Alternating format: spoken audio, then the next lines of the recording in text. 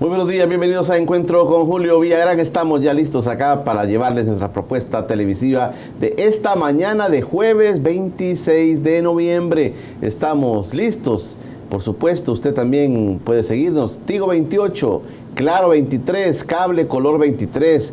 La forma más fácil, tvx.com.sb. También para nuestros hermanos de la zona oriental a través de Canal 9 de la Unión, San Miguel, Morazán, La Unión y las islas del Golfo de Fonseca. Y también puede seguirnos en redes sociales, en Facebook Live, en Twitter, en YouTube, Informa TVX, todos ellos, ahí va la transmisión en vivo para todo el mundo también. Gracias por todos los saludos, gracias por los comentarios, gracias por participar en cada uno de nuestros programas. Esta mañana en todo el mundo la noticia que gira es la muerte del astro argentino, el futbolista Diego Armando Maradona. Es una conmoción a nivel mundial. Vean ustedes las imágenes en este momento en Casa Rosada, en la casa presidencial de Argentina. Están los aficionados y los argentinos desfilando, haciendo el homenaje al futbolista Diego Armando Maradona, quien murió ayer a la edad de 60 años de un paro cardiorrespiratorio. Ahí han colocado unas imágenes de RT para todos ustedes, nuestra aliada RT, Russian Television, llegando para todo el mundo. Están los argentinos desfilando, haciendo el homenaje póstumo a quien fuera uno considerado el mejor futbolista en la historia del fútbol, Diego Armando Maradona, que murió ayer a los 60 años. Diversos líderes también mundiales, presidentes, amigos de Maradona, se han expresado, han mostrado su dolor ante el fallecimiento de este futbolista. Vean ustedes las imágenes, los argentinos rindiendo el homenaje a Diego Armando Maradona. Es la Casa Rosada. Hoy, el día de hoy, serán enterrados, se entiende, los restos de Diego Armando Maradona. Bueno, así son las imágenes que están circulando y es la noticia del mundo en este momento. Vamos a analizar acá nosotros la situación nacional, por supuesto. Vamos a analizar el tema de la institucionalidad. ¿Qué está pasando? Dicen que la Policía Nacional Civil está jugando otros roles, que la Fuerza Armada juega otros roles.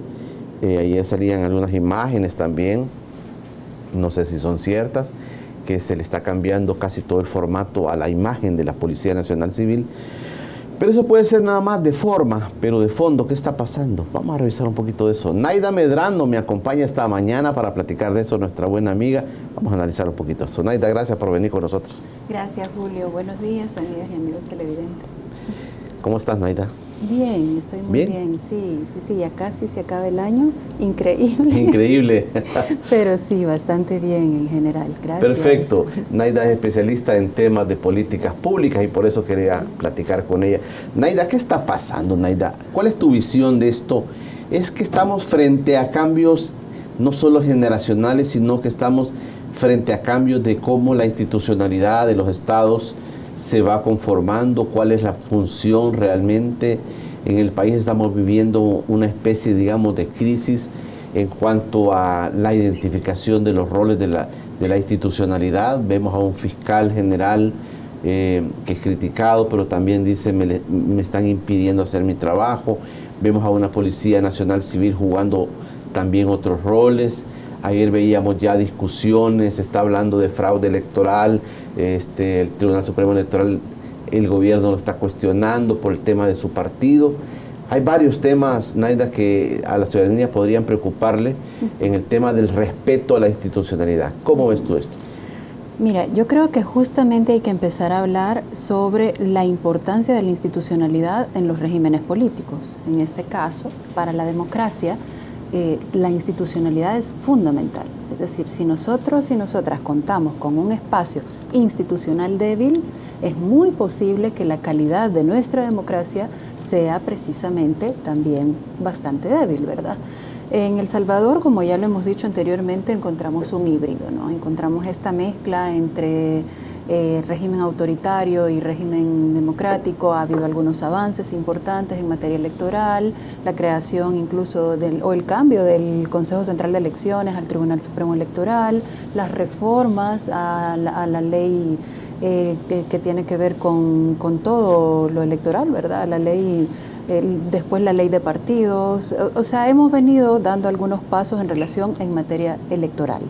Sin embargo, todavía hay que fortalecer mucho más todo aquello que tiene que ver con los protocolos y funcionamientos propios de la institucionalidad. ¿Por qué? Porque en este híbrido, que es esa mezcla, ¿verdad? El híbrido es eso, es cuando, por ejemplo, uno une dos cosas, se funden, se juntan, eso es un híbrido. Entonces, cuando juntamos estas dos cosas, es decir, una cultura autoritaria, con personas o liderazgos autoritarios, con instituciones que además reconocen esos valores de autoritarismo, aunque estemos en régimen democrático, eso de alguna forma también se mezcla, ¿verdad? Entonces, si bien es cierto, la firma de los acuerdos de paz marcó un hito importantísimo en El Salvador, como en América Latina, ¿verdad? En América Latina muchos de los países salieron de dictaduras militares, de aquellas dictaduras militares en donde desaparecían a las personas, asesinaban a las personas por pensar de manera diferente. Incluso muchas de ellas no han logrado su ejercicio de verdad, justicia y reparación todavía a estas alturas, ¿verdad? Muchos años después. Lo que encontramos es que precisamente estas instituciones que desde su creación representan intereses más que un régimen específico, se mezcla ahora, ¿verdad? Entonces tiene como esa mezcla entre la representación de intereses de grupos de poder de siempre del país, pero que ahora también están buscando posicionarse otros grupos de poder o otras élites de poder en esos espacios utilizando la institucionalidad pública.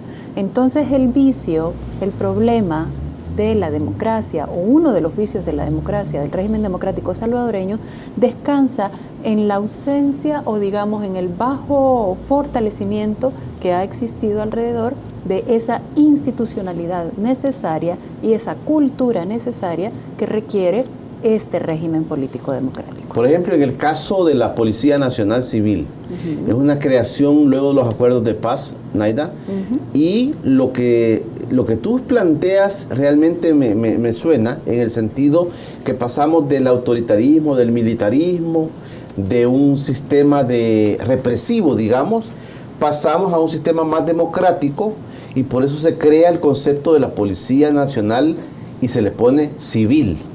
Civil, que antes existía la Guardia Nacional, la Policía Nacional, la Policía de Hacienda, pero luego después de los acuerdos se crea una Policía Nacional manejada por civiles, o sea, no son militares. Ahora, esto es un claro avance, digamos, en el tema democrático, pero hay un cuestionamiento que se hace, Naida, y yo te quiero plantear eso porque el mismo presidente de la República actual le, digamos, culpa al sistema político partidario del país, que es el que domina todas estas esferas. Pero ¿qué otra forma puede haber? Es que volvemos otra vez a lo mismo, es decir, hablamos mucho de democracia, pero entendemos poco el régimen democrático, ¿verdad? Entonces el régimen democrático se vale de los partidos políticos para poder administrar a un espacio, ¿verdad? Entonces, este régimen político lo que hace es poner determinadas reglas de cómo llegar al poder. Estas reglas tienen que ver con el sufragio universal, con la diversidad de partidos. Esas son las reglas que tienen que ver con el régimen democrático, ¿verdad? La pluralidad de opiniones y participación, el papel específico de las fuerzas militares en donde corresponde, que son fuerzas militares, no necesariamente en ejercicios de seguridad pública, entre otros, y también la libertad de expresión, la libertad de prensa, todo esto es fundamental en esas reglas que conforman el régimen democrático. Hay otros regímenes que sus reglas son distintas. O sea, hay regímenes en donde, por ejemplo, solo hay un partido, a través de ese partido es que se llega al poder, se administra la cosa pública, hay elecciones o no hay elecciones, hay una ubicación específica de la persona que va a dirigir los espacios de manera como decimos en buen salvadoreño, dedocráticas, ¿verdad? Entonces esas son otras reglas. Estas reglas son las que de alguna forma también caracterizan al autoritarismo. Cuando nosotros encontramos una Policía Nacional Civil que se da el paso además por toda la cooptación, es decir, por todo el uso que se le dio a estos cuerpos para representar determinados intereses y para responder a intereses específicos en el mundo, en diferentes espacios a nivel del continente, pero en El Salvador de manera particular, representando en aquel momento en el que existía una bipolaridad muy marcada, ¿verdad? O sea, cuando el mundo estaba dividido entre capitalismo y comunismo. Izquierda y derecha. Izquierda y derecha, capitalismo, comunismo, ¿no? Entonces, habían persecuciones. Hay que entender también algo, o sea, hay un libro escrito que se llama El Leviatán. El Leviatán es precisamente un monstruo marítimo, ¿verdad? Este monstruo es la creación y la existencia del mismo, que es fuerza, es potencia, y eso es la construcción del Estado en función del cumplimiento de reglas. Ese es el Leviatán. Entonces, por ejemplo, las policías, etcétera, son de por sí órganos creados para cuidar ese orden establecido. Para eso existen las Policías Nacional Civil. ¿Qué es lo que tiene que acompañar a este cuerpo de seguridad? Toda una cultura y toda una formación de cultura de paz, toda una creación de bases y fundamentos democráticos, como también debe de acompañar esto a la sociedad. Si nosotros lo que tenemos es un cambio de nombre, pero empiezan a permear en estas estructuras, por ejemplo, personas vinculadas con narcotráfico, personas vinculadas con armas, con intereses específicos de tráfico, movimiento, entre otras, evidentemente tendremos una institucionalidad de la Policía Nacional Civil también utilizada para esos fines, ¿verdad?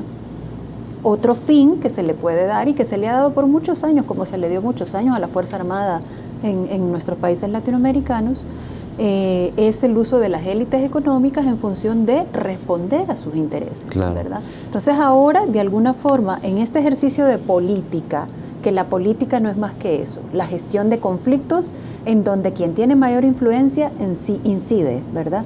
Entonces, en este juego de política, en donde el presidente actual no tiene una configuración favorable en votos en la Asamblea Legislativa, en donde la Corte Suprema de Justicia, sus magistrados y magistradas, han sido electos desde este espacio de la Asamblea Legislativa, que además generó también toda una cultura de gobernabilidad, toda una cultura que eso también hay que comentarlo tal cual. Es decir, los 30 años de la firma de los acuerdos de paz tampoco significó un andar perfecto, íntegro, la construcción completa de la democracia. No, hemos sido ese híbrido, ¿verdad? Y vamos para adelante, y vamos para atrás, y vamos para adelante. Democracia y autoritarismo. Exacto. Y es ahí en donde también se ven plagados los diferentes intereses dependiendo de quien esté empujando por el poder. Claro. ¿Verdad? Mira, Naida, voy a hacer una pausa. Está bien, me parece, vamos bien. Mira, otro elemento que me parece a mí, digamos, en lo que estamos viviendo hoy en nuestro país, uno es cambiarle un poquito a ese sistema que tenemos, pero esto pasa también, Naida, por cambiar las reglas del juego. La Constitución de la República tiene y nos da los lineamientos de cómo vamos a llevar a este país. Uh-huh. Se está hablando también de reformas a la Constitución de la República. O sea, no solamente cambiarle como los perfiles al accionar del Estado, sino también cambiarle su Biblia, ¿verdad? Cambiarle qué es lo que dice su palabra, para dónde guiar esto. Yo te quiero preguntar cómo ves esa mezcla, porque esto puede ser un fenómeno, no necesariamente un fenómeno que, lo voy a decir así, como lo estoy pensando, que el presidente Bukele está metiendo como la novedad, digamos, de cambiar todo ese sistema y de cambiar esto otro, sino que si es que el rumbo del país nos va llevando para allá, porque, por ejemplo, hay una caducidad en el sistema de partidos políticos, y entonces tenemos que enrumbarnos hacia otros horizontes como país. Estamos frente a eso. Naida Medrano me acompaña esta mañana de jueves. Ya regresamos. Estás viendo Encuentro con Julio Villagrán. Estamos de regreso en Encuentro con Julio Villagrán. Este espacio es por cortesía del Centro Clínico Escalón. Su salud está en las mejores manos con los profesionales de diversas especialidades médicas del Centro Clínico Escalón. Haga su cita a través de sus números de contacto, los tiene enfrente. Página web y redes sociales. Este espacio por cortesía del Centro Clínico Escalón. Nuestros buenos amigos del Centro Clínico Escalón. Queremos aprovechar también para saludar a Roxana Maestre, a Sergio Arévalo y a Eli Hueso. Mira, Nadia, desde Ucrania nos están viendo. Eli Hueso está desde Ucrania, una salvadoreña que está allá. Qué bueno. Y que se ha quedado y nos está viendo. Saludos especiales. Nadia, platicábamos un poquito sobre esto de la institucionalidad, pero también esto pasa por verle las reglas que tenemos, las reglas del juego que tenemos en nuestro país. Exacto. Que es la Constitución. Se está hablando también de reformas a la Constitución. Un cambio en la institucionalidad del Estado podría conllevar también a un cambio en las reglas del juego. Pero esto es que el país está enrumbándose para allá, o solo son, digamos, ciertos aires que han metido, por ejemplo, los políticos de turno, en el caso del presidente Bukele. Bueno, hay que recordar también que la Constitución es un pacto social, o sea, la Constitución debería de ser el reflejo fiel, honesto y directo, no solo de lo que culturalmente es un pueblo, sino que también de todo lo que le conforma. Todo lo que le conforma, que es lo que hemos encontrado en los diferentes años alrededor de la construcción de estos instrumentos, como las constituciones.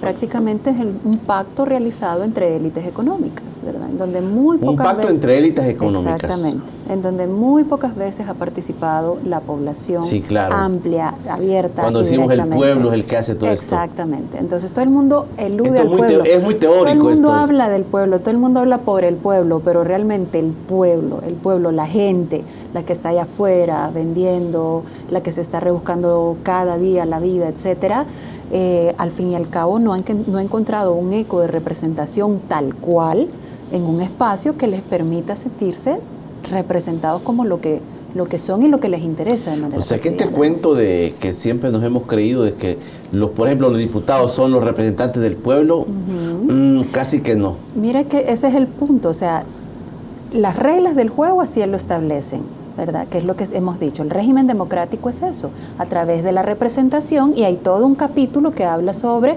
sistema político, ¿verdad? Que te dice El Salvador es una república, que trabaja bajo el régimen democrático, etcétera, etcétera.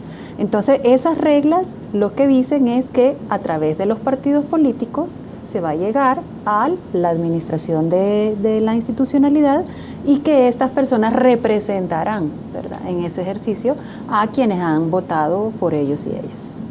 En este sentido, creo que más bien es que realmente ha pasado en el ejercicio de representación y a dónde encontramos los nudos de representación política en la institucionalidad democrática. Por ejemplo, en la Asamblea Legislativa, ¿cuáles son los intereses que se representan? Se representan los intereses, por ejemplo, de mujeres trabajadoras del sector textil despedidas de manera arbitraria para proteger determinados espacios, o se protege o determinadas élites económicas en función de continuar con un ejercicio de acumulaciones de capital. Entonces, eso es lo que hay que entender. ¿Por qué se legisla como se legisla? ¿Por qué se decide como se decide? ¿Y por qué se habla como se habla? ¿Verdad?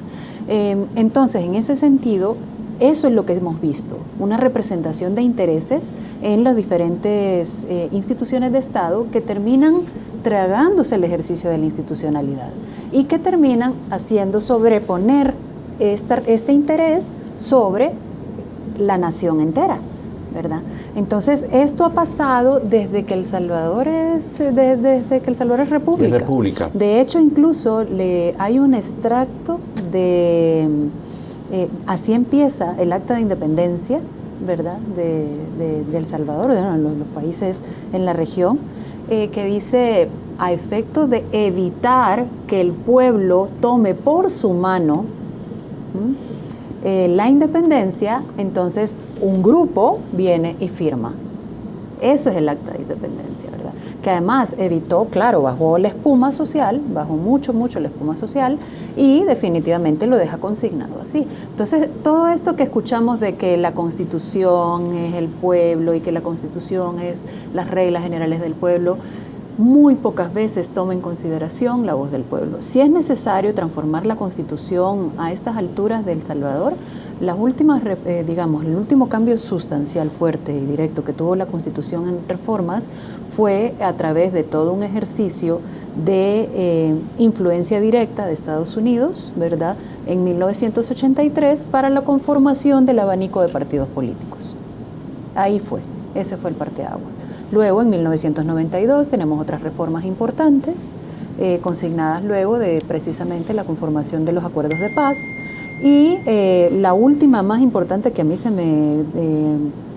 ahora se me ocurre es la de el reconocimiento de los pueblos indígenas hasta hace unos años, ¿verdad? Hasta hace muy poco tiempo. En ese sentido, creo que realmente un ejercicio de revisión de nuestros derechos fundamentales, ¿verdad?, que estén consignados en la Constitución en progresividad, o sea, hacia adelante, nunca para atrás, es necesario. Tenemos otras dinámicas en el mundo ahorita, tenemos otras dinámicas en el país, tenemos otros ejercicios de reconocimiento de derechos, el mismo ejercicio de libertad de prensa, o sea, la velocidad con la que ha ido avanzando los medios de comunicación, las alternativas de comunicación también invitan a ajustar de alguna forma el tema de privacidad, el tema de datos, todo esto que al fin y al cabo ha dejado abierto toda una brecha para realmente tener todo un ejercicio de control desde la institucionalidad o de algún grupo de interés que así lo requiera. ¿Qué necesitamos ahí? Reglas. Mira, Naida, o sea que digamos en esto, cuando nos insinúan que el problema en nuestros países y en nuestro país son los partidos políticos, eso suena como a los partidos políticos estos, pero vienen otros partidos políticos. Estos sí son buenos, pero estos eran malos. Cuando se dice eso y se está planteando en el país, estamos teniendo ese corte ahorita, digamos, de unos partidos viejos, digamos, y unos partidos nuevos. No necesariamente se está diciendo, mire, es que el problema del país, de nuestro país, son los partidos políticos, porque el régimen no va a cambiar, porque no vamos a cambiar ese sistema de que los partidos políticos controlen esto. Te digo esto porque llegan nuevos partidos políticos, van a poder elegir, llegan nuevas ideas, digamos, para hablarlo claramente, y va a poder elegir fiscal, sala constitucional, Tribunal Supremo Electoral y todos los que se eligen. Entonces vamos a tener, frente a que vamos a estar, a nuevos políticos que van a tomar decisiones sobre nuevos funcionarios. Exactamente. Pero no necesariamente decir los partidos políticos es el mal de este país.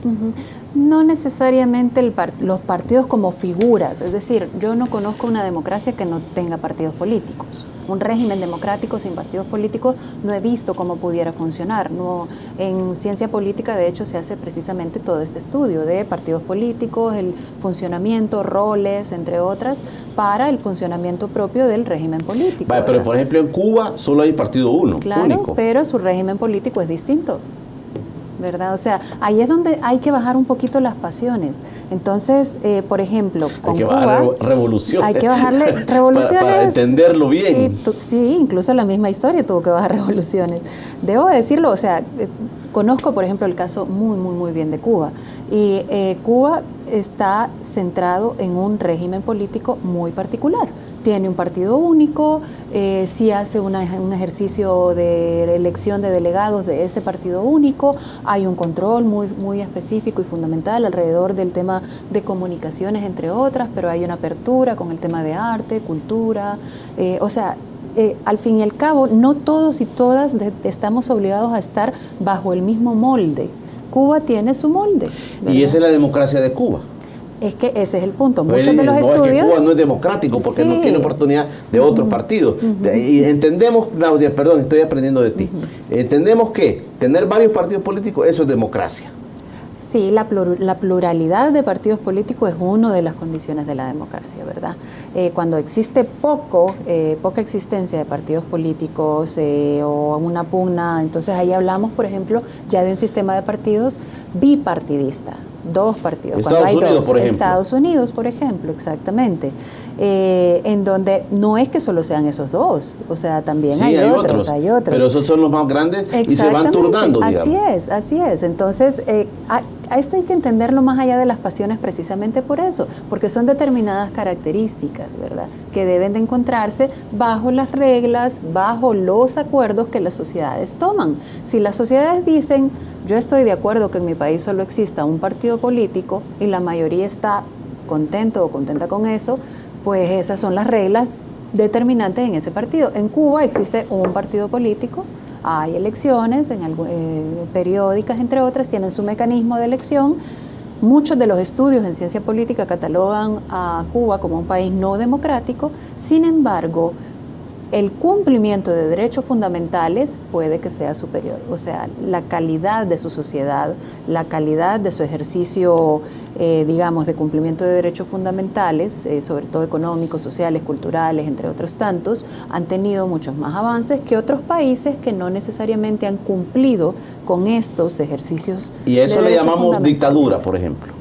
Claro, es que las dictaduras, al fin y al cabo, son comportamientos específicos o directos de alguien que no consulta, que no pregunta y que concentra todo el poder. Eso, al fin y al cabo, en un régimen autoritario puede verse reflejado en una dictadura.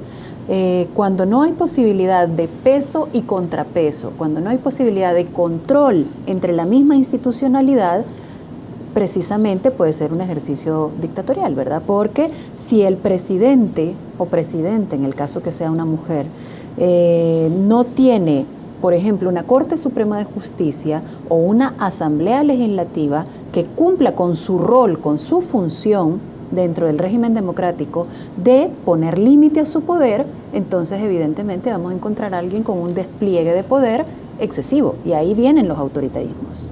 Ese es el punto, como lo tuvimos, por ejemplo, con los autoritarismos militares, ¿verdad? Con las dictaduras militares, a través de autoritarismos específicos en figuras muy concentradas, con un poder muy concentrado y que al fin y al cabo representaban intereses. Entonces eso se puede encontrar desde autoritarismos militares, desde estas lecturas, como también lo encontramos en el polo de la izquierda, ¿verdad? En el polo de la izquierda encontramos, por ejemplo, dictaduras vinculadas con un ejercicio de vocería del pueblo, ¿verdad? Otra vez volvemos a lo mismo. Había una frase muy tradicional dentro de este mundo bipolar, que era la dictadura del proletariado. O sea, no era ni siquiera la negación de las dictaduras, se aceptaba la creación de una dictadura, pero del proletariado, es decir, de las trabajadoras y trabajadores, que fueran ellos y ellas quienes realmente fueran quienes mandaran, o sea, en un ejercicio de poder concentrado, claro. Trabajadoras y trabajadores en general, es el proletariado. Entonces, a veces le hacemos como mucha como vuelta alrededor de que si es democrático, que si es autoritario, que si es qué tipo de régimen tenemos, etcétera, pero hay que entenderlo primero, hay que entender qué es democracia, qué requiere la democracia, qué elementos son necesarios, cuáles son suficientes, ¿verdad? Si realmente estamos trabajando bajo esas reglas o todavía le sumamos otros elementos que caracterizan a otros periodos de nuestro país y otros intereses también que se van como circulando ahí. Sí, Naida, voy a hacer una pausa. Honestamente estoy aprendiendo mucho de lo que estás exponiendo. ¿Quién nos metió al rollo entonces, Naida? ¿Quién nos metió al rollo, por ejemplo, de que estos son de derecha, que estos son de izquierda, y que ahora ya no entendemos si esto es una mezcolanza de izquierda y derecha, y decimos, no, es que mire, no importan las ideologías? El mismo presidente Bukele, y no estoy criticando, estoy nada más viendo la realidad, el mismo presidente Bukele se mete a su rollo electoral cuando iba de candidato a presidente y dice mucho sin ideología, o sea, sin decir soy de izquierda, soy de derecha, y triunfa y es exitoso. O sea, pero estamos encapsulados que soy de derecha, soy de izquierda, y entonces si no tiene que definirse el presidente, le reclamamos que se defina. Dice, es que no tenemos claro para dónde va el presidente, no sabemos si él va al socialismo o él va al capitalismo, no sabemos. ¿Quién nos metió este rollo en la historia política nuestra? Y si esto tiene tendencias a cambiar. Naida Medrano me acompaña esta mañana, ya regresamos. Estás viendo Encuentro con Julio Villagrán.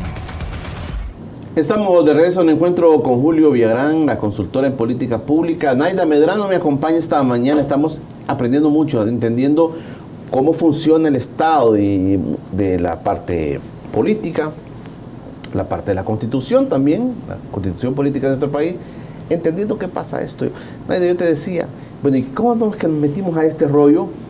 Y hasta en la ideología es que decimos, no, es que yo soy un hombre de derecha, le dicen, y hombre de derecha es ser, yo voy por la libre empresa, la democracia, la paz y todo esto. Yo soy de izquierda porque yo quiero la justicia social y yo quiero que todos vivamos iguales, pero al final estas cosas como que vamos mutando a otro tipo de cómo ver el desarrollo de un país en función de lo que tenemos, Naida. Creo que eso es fundamental, o sea, saber cuál es la agenda de país, de nación que tenemos, no a corto plazo, sino que a largo plazo como nación entera, no solo como élites de poder o élites económicas con determinado interés de crecimiento de aquí a un siglo, que es lo que hemos tenido de aquí a 1 o 2 siglos. O sea, esa capacidad de remozarse, esa capacidad de ir transformándose de acuerdo a las reglas internacionales económicamente establecidas en el mercado internacional de grupos específicos, que ha ido de alguna forma colocándose en estructuras de poder en el país, ¿no?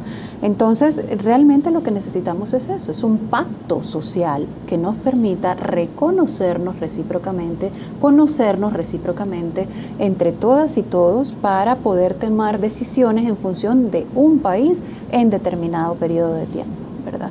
Y en ese periodo de tiempo ir fraccionando para llegar a determinados espacios, metas, resultados, etcétera. Planificar un país. Eso es lo que necesitamos. Nadie ha planificado un país. Sí ha existido una planificación de país eventualmente, tuvimos ejercicios de planificación de país, incluso, por ejemplo, el Partido Demócrata Cristiano en algún momento, allá en los 80s, creó una instancia de planificación que respondió precisamente a toda la creación de una estructura. Incluso Arena generó también algún espacio de creación de instituciones. Un ministerio de planificación, exacto, ¿verdad? Las secretarías técnicas de planificación de las presidencias, el Frente también hizo un ejercicio de planificación, pero ese es el punto. Es decir, una planificación poco realista que no aterrice en las necesidades específicas de un pacto social que equipare esas diferencias en un país, evidentemente va a tener saldos. Entonces, ¿qué encontramos? A los que se dicen de derecha y a los que se dicen de izquierda, ¿verdad? Ideológicamente, gestionando un país que al fin y al cabo lo que hizo fue responder a intereses de grupos económicos determinados. No respondió a un pacto social amplio, absoluto, como decía incluso la ley de amnistía, incondicional, abierto para la población salvadoreña. ¿Por qué? Porque el problema es estructural. El problema es de cómo en El Salvador está construida, por ejemplo, la estructura tributaria, de cómo en El Salvador está construida la Asamblea Legislativa para representar determinados intereses, de cómo se permean determinados intereses en donde se toman decisiones. Ese es el punto. Entonces encontramos empresas licitando en lo público que están vinculadas a determinados grupos familiares, a determinados espacios, a determinadas, digamos, círculos muy específicos y que definitivamente van dejando relegadas las necesidades. Vamos a poner un ejemplo, Valle del Ángel. La construcción que está urbánica, camino Nejapa. Urbánica, exacto. Entonces, esos son de alguna, o sea, construir sobre mantos acuíferos es destruir el futuro de un país entero, en donde definitivamente necesitamos pensar en el agua. Necesitamos pensar en eso, es planificar Pero para mi generación y la siguiente. Pero hay grupos de poder que van a querer, están queriendo construir ahí, Por supuesto. y lo pueden lograr. Exactamente, como ha existido anteriormente. Y los políticos lo van a aprobar. Es muy probable también. Entonces, esa es la conformación que realmente debemos comprender y entender. ¿Quiénes están ahí? ¿Para qué? ¿A quiénes están representando? ¿Y por qué toman esas decisiones? ¿Y por qué deciden así? Entonces, ¿por qué la gente ya no cree en izquierda o en derecha o en partido X, en partido Y, en partido Z? Porque definitivamente en la administración de poder, tanto de la izquierda como de la derecha, no hubo una respuesta específica a las necesidades básicas, humanas y fundamentales. Y por eso mucho podemos hablar de derechos humanos, podemos sentarnos acá a hablar del deber ser, hablar del derecho a la alimentación, a la educación, a la cultura, al trabajo, etcétera. Pero cuando uno sale a la realidad salvadoreña, es que definitivamente se da cuenta que hay una serie de deber ser que no es compatible con ese ser porque ha habido una administración que no ha sido capaz de transformar esa estructura sobre la cual se basa la desigualdad de nuestro país.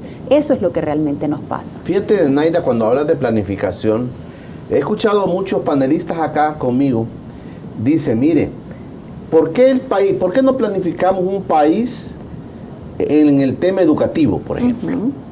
No hemos planificado, no hemos dicho, bueno, queremos un país que a tal año, sí ha habido algunos programas, pero a tal año vamos a superar esto, y esto, vamos a llevar a nuestros niños para allá. Un caso, te doy el otro caso. A nivel de salud, dice, no, tampoco había una planificación para la salud de los salvadoreños, es decir, a tal año vamos a eliminar esto y vamos a estar listos para esto. Nadie ha planificado esto. Hubo ciertos avances en materia de salud, debo decir. Algunos intentos y algunos avances. La doctora Rodríguez, de hecho, fue pionera en todo esto. Sin embargo, no damos el salto, no logramos dar el salto. Y tiene sentido porque, aunque se quiera avanzar un poco en esa línea, hay una representación de intereses potente que se manifiesta en donde puede. Y ahí vienen los ejercicios de negociación, diálogo, etcétera, que es donde el frente, creo, cometió sus mayores errores. Es decir, el no saber desligarse en su momento de ese tipo de decisiones cuando tenía que representar y cuando tenía aritméticamente la posibilidad de transformar estructura. Por eso es que la gente ya no cree en nadie, no cree en que izquierda, no cree en derecha, no cree en nada, porque la misma hambre del quinquenio pasado es la del que le sigue y la que viene y de las generaciones siguientes. Ese es el gran problema. Sobre todo reforzado por un neoliberalismo que exacerbó o que elevó a mayor, digamos, jerarquía la individualidad en sociedades poco solidarias y además con poca empatía de sus políticos hacia esas realidades concretas. Empezamos a ver políticos, por ejemplo, usando unos super trajes de no sé cuánto costo, con relojes de no sé qué precio. O sea, eso realmente es ofensivo a la población salvadoreña en su diario. Eso es ofensivo para cualquier país en donde exista una persona que aguanta hambre y exista otra persona con ese nivel de vida, entonces algo está mal ahí, algo está mal definitivamente. Entonces esa forma en la que nos administramos es lo que pasa, y también la utilización política de todos estos temas en función de intereses particulares. Quiero leer un tuit porque este me llamó mucho la atención, y aquí quiero detenerme un poco. Ayer fue el Día de la No Violencia contra la Mujer. Claro. Buenos días, Naida, dice W. Larios. Extraña se causa su no condena ante la agresión recibida por el CAFRE de la JRN o Arenazi de la Juventud, pero sé que no son sus amos. Empiece a lavar su imagen. Quisiera que usted fuera diferente, tiene mucho que aportar, pero con abstraerse o no definirse es difícil. Creo que aquí a lo que hay que definirse precisamente es al ejercicio de realmente llegar a la voz que hay que llegar. Es decir, las mujeres en este momento de la política estamos siendo profundamente utilizadas. Y vemos la utilización de la violencia hacia las mujeres por muchos partidos políticos, por varias personas, cuando es un problema cultural. O sea, el problema, señor W. Larios, es un problema profundamente estructural en esta sociedad.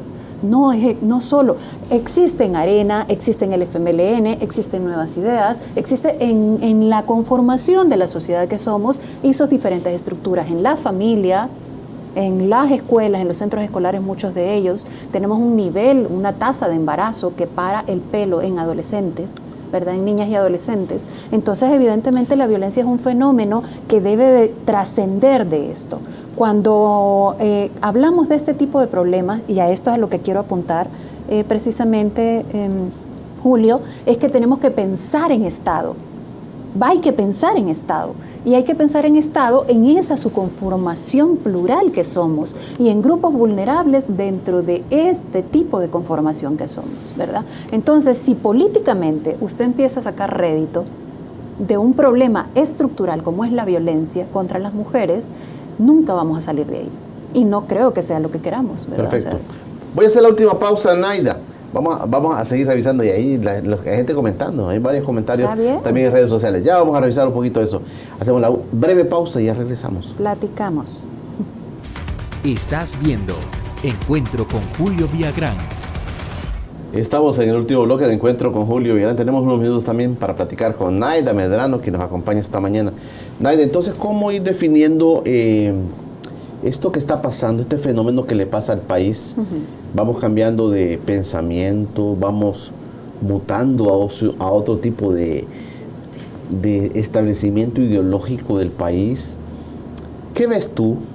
Los jóvenes no están pensando, Naida, necesariamente, que yo soy de izquierda, que yo soy de derecha, como antes lo hacíamos nosotros, decirnos, separándonos. Creo que hoy estamos bajo otro escenario.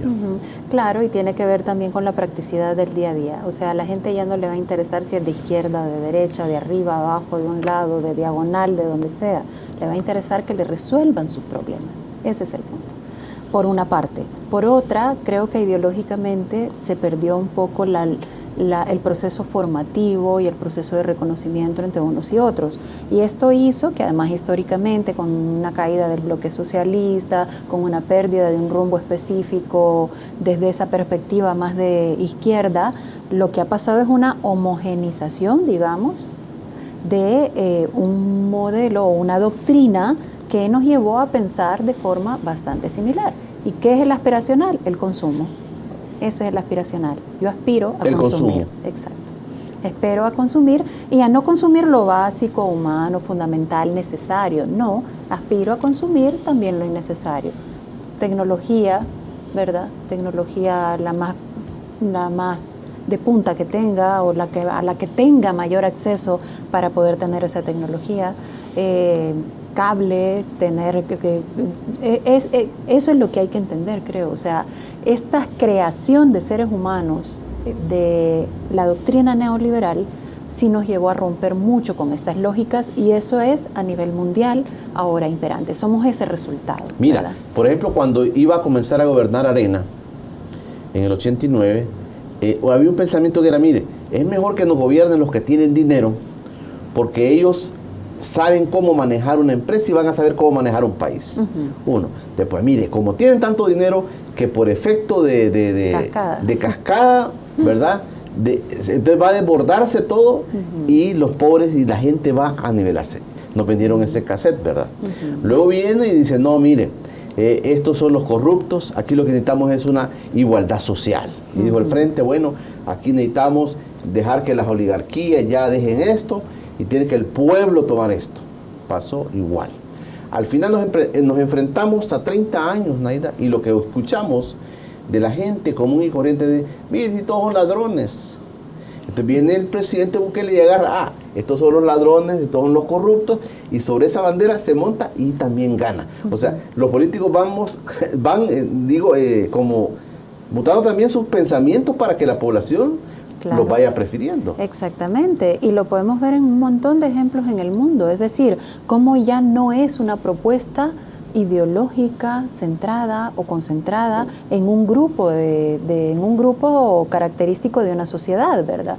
Que eso en todo caso deberían de ser los partidos políticos de esa naturaleza o de ese corte, sino que tenemos todo lo contrario, la adaptación de los partidos políticos a una población sin cultura política, ¿verdad? O más bien con una cultura política que también es una mezcla de todo lo que somos socialmente y que definitivamente abandona, ¿verdad? Cada uno un poco su formación, su criterio, su agenda para poder responder incluso a este nicho de votantes. Es más, lo que conocemos como Big Data, ¿verdad? O sea, la utilización de las características personales en las redes sociales cuando uno le da me gusta a algo en Facebook, en Twitter, etcétera, no está más que predisponiendo al sistema sobre su gusto, su conformación y cómo, a qué aspira, qué quiere, etcétera. Cada like que damos tiene que ver con eso, que es lo que a mí me gusta, me representa. Muchos políticos utilizan estas bases de datos para poder hacer sus plataformas en función de ese comportamiento. Entonces, en un ejercicio en donde la doctrina neoliberal se impuso, en donde el individualismo es exacerbado, en donde el aspiracional es el consumismo, en donde nos olvidamos de alguna forma de generar y de gestar planificaciones concretas y directas de largo plazo de naciones y nos concentramos prácticamente en una mundialización o una globalización de la economía, ¿verdad? Sin tomar en cuenta las asimetrías existentes en el mundo, entonces vemos el reflejo también en las sociedades. Y estas sociedades lo que nos están diciendo es, no es suficiente solo querer comprar, sino que ahora a estas alturas también ya necesito otro tipo de cosas, otro tipo de representaciones, otro tipo de agendas, otro tipo de respuestas. Por eso los ejercicios populistas son tan, digamos, efervescentes, ¿verdad? Porque acumulan el descontento de las poblaciones con actores que ya no les representan normalmente. Para que exista populismo debe de haber desgaste. Si no hay desgaste, es muy poco probable que exista populismo. Pero cuando el populismo emerge, tiene que ver con el descrédito, con la poca representación o representatividad que yo sienta frente a las instituciones o frente a las personas que están al mando de las instituciones. Y evidentemente voy a creer o voy a pensar o voy a emotivamente a elegir a aquella persona que se acerque más a mis intereses. Y en este caso, 30 años post acuerdos de paz, en donde no se tocó mínima estructura fiscal, por ejemplo, en donde no se tocó estructura económica, y en donde no se logró permear hacia un ejercicio de una distribución de la riqueza en el país, evidentemente tenemos hartazgo. Eso es lo que encontramos, cansancio de las mismas gestiones de pobreza de un pueblo entero. ¿Qué es lo que encontramos ahora con este gobierno? O sea, encontramos que en efecto hay una necesidad de ruptura con actores desgastados, pero que viene replicando, y ojo con esto, viene replicando muchas veces vicios también de esos actores, ¿verdad? Vicios vinculados con hacer licitar a empresas de familiares dentro de ejercicios de función pública, que eso también va conformando una nueva élite, ¿verdad? Es la élite. Y es parte de la corrupción también. Es parte de la corrupción, exactamente. Como también encontramos ejercicios vinculados a las formas de administración y contratación en el Estado. O sea, si hay meritocracia, si hay personas...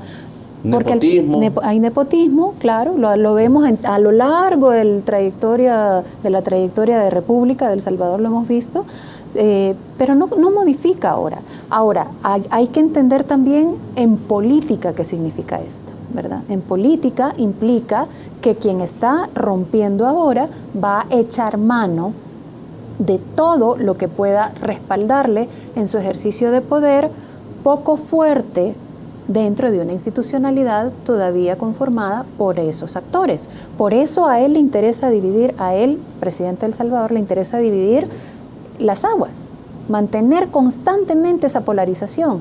Ese es su ejercicio diario. ¿Por qué? Porque él necesita permanentemente alejarse de estos, de los mismos de siempre. Sin embargo, Es tiempo de empezar a alejarse de lo mismo de siempre, no de los mismos. Los actores tienen un desgaste ya natural, histórico, de lo mismo de siempre. Si no, este país pasará tristemente a otro quinquenio en el que no pudo responder a las necesidades de su población, quinquenios y más, ¿verdad? Cerremos. Pero algunos consideran, por ejemplo, el presidente y su gente considera que van a cerrar el ciclo de posicionarse en el país con las próximas elecciones, que son legislativas. ¿Vea? Entonces, nada más tengo un minuto. El panorama puede ser esa expectativa, decir, ahí se va a cerrar el ciclo y entonces comienza una nueva era para el país. Empieza una nueva era para el mundo, Julio. O sea, el mundo está cambiando vertiginosamente después de la pandemia, incluso con el gane de Biden. Ahora habría que ver China, cómo va a trabajar en geopolítica. Está cambiando el mundo en general. Ahora, lo que realmente debemos de comprender es qué tipo de país queremos, de corto plazo o de largo plazo. Si queremos un país de corto plazo, vamos a pensar siempre en la siguiente elección y no vamos a pensar en un panorama de planificación y construcción de nación, que realmente es lo que necesitamos. Siempre estamos pensando en la próxima elección. Así es, exactamente. Qué lástima. Es pesoroso porque nos corta la visión de algo que podríamos construir hermoso a largo plazo. Me quedo con tu cuestionamiento sobre el tema de que este país no lo hemos planificado, no lo hemos diseñado. ¿Qué queremos de este país? Exacto. Y el político que llega cambia totalmente todo. Así es. Me quedo con eso, Naida. Ok, muy bien. Gracias, ¿Te Julio. parece? Sí, muy bien. Entonces apuntarlo porque la próxima invitación que te haga, vamos a ver cómo puede planificarse un país. Vaya, de acuerdo. ¿Te parece? Me parece genial. Ok, vamos a terminar aquí con Naida Medrano. Es que estoy inquieto porque me has dejado inquieto con varios temas. He aprendido mucho, Naida. Gracias. Te agradezco que hayas venido con nosotros. Gracias, Julio. Y ojalá que también haya sido útil para ustedes esta mañana. Buen día. Gracias, Naida Medrano, mi invitada esta mañana de jueves en este espacio de encuentro con Julio Villagrán. Mañana viene un joven político, Roberto Ocampo. Viene mañana, Roberto es un joven político, es una persona muy centrada. Lo tenemos mañana, va por el partido Vamos, pero sí tiene buenas ideas, Roberto. Mañana lo van a escuchar aquí, en este espacio de encuentro con Julio Villagrán. Por hoy pasen todos un feliz día.